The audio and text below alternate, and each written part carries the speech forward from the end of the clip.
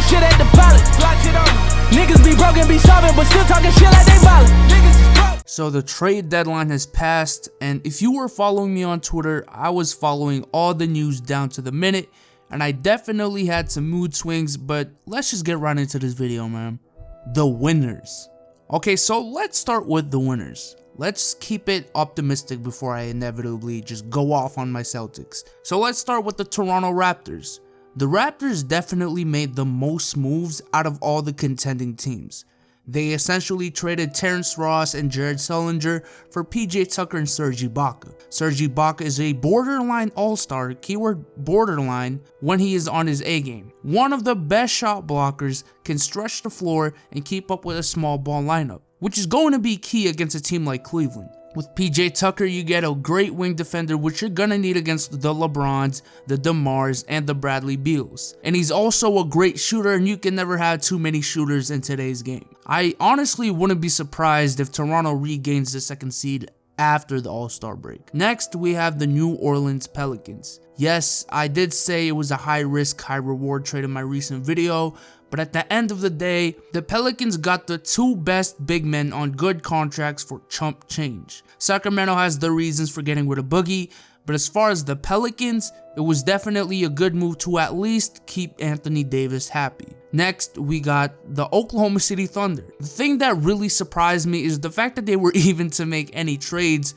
considering their assets. They got a shooter in Doug McDermott, which they really needed, and Taj Gibson can be a good replacement for Enes Kanter's tomfoolery. And the fact that they did it with basically just trading Cameron Payne, it's pretty impressive. It just makes the Oklahoma City versus Golden State series a little bit more interesting. The Wizards also made a decent move with adding Bogdanovich from the Nets for basically nothing, and the Rockets, I actually almost forgot about the Rockets, made a great trade adding Lou Williams to take off some load from James Harden. And the Nets, yes, the Nets took a W today just for getting one first-round draft pick for this year's draft. Definitely a small step in the right direction. The losers. The Philadelphia 76ers took a low-key, just a low-key minor L for not really getting anything for Noel except another first-round draft pick. I felt like if they were gonna trade someone, it would have been Jaleel. And you know, if they were gonna trade Noel, which they did,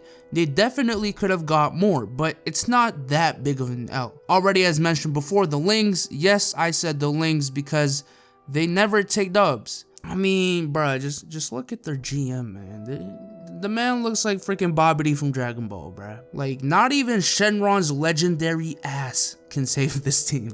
I mean, if you really wanted to trade Boogie, why couldn't you just wait till the last day to put some pressure on these other teams? If you really wanted to trade him, why couldn't you make a call to Danny Ainge, who has the potential #1 pick of this draft and next year's draft? Hell, even if you didn't do either of those things, Vlade even told us that they had a better offer and they didn't take it. Why? It's because their owner is literally, I mean literally, is obsessed with Buddy Hield. Literally, there was a story running around that when Buddy and the Pelicans came to Sacramento for an away game, Vivek told Buddy that they're still going to get him while he was on the court. Like, that's just straight creepy, man. Jesus, like Sacramento is just the L capital. The next three teams are involved with each other in one way or another. Let's start with the Chicago Bulls. Okay, so first of all, according to many people, the reason the Bulls still are keeping Jimmy Butler is because they're trying to build around him. Okay, I get that. A star is hard to come by, even though you're barely in the playoffs right now with one, but that's besides the point. They're hard to come by. So trade deadline comes, and what do? Trade Doug McDermott, your only reliable shooter, and Taj Gibson, arguably your second best big man, for Cameron Payne? Really?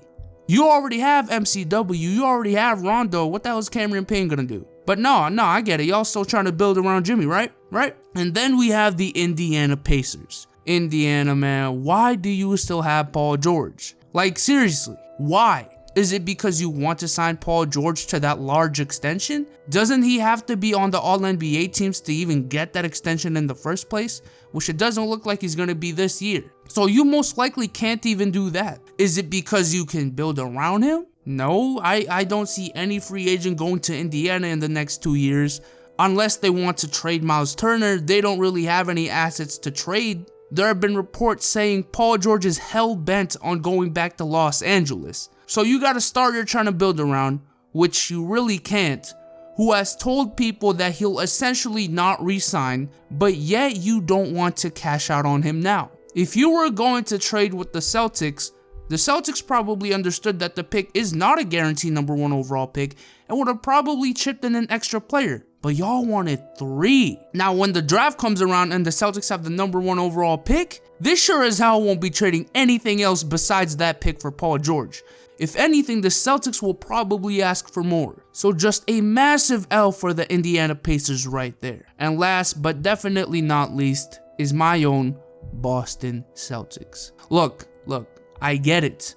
I personally didn't think we were gonna make a trade for a star just for the fact that right now, we'd have to give up too much for a guy that might not even be enough to take us over Cleveland and for a guy that might not even resign. If we traded for a star, we lose the potential of adding the #1 prospect in the draft or using that pick to make better trades or adding a free agent like Gordon Hayward in free agency on top of the team we already have that's second in the East right now. Okay, so if we traded, right, we would have had Paul George or Jimmy Butler, but we would have lost key role players, most likely the draft pick as well, and the ability to sign free agents. Okay, so I get why we passed up on these stars, but what I don't get is why we didn't make any moves at all. Not one, nada. Okay, yes, the stars are worth a lot, but what about a guy like Andrew Bogut or Nerlens Noel? Our biggest weakness is rebounding. And based on the price of those 2 guys, we could have probably traded a 2nd round draft pick, a 2019 first rounder, or maybe even just James Young for one of those guys. What about a shooter like PJ Tucker, Doug McDermott, or Aaron Aflalo? You're telling me we couldn't get those guys to bolster our bench? I just can't let that up, man. How can you make no moves when the Raptors and the Wizards both made moves on their own? To me, that's the more disappointing part. The fact that we didn't make any moves at all. But with that being said, man, overall, I was just really underwhelmed by the trade deadline. And with that being said, I am out. Peace.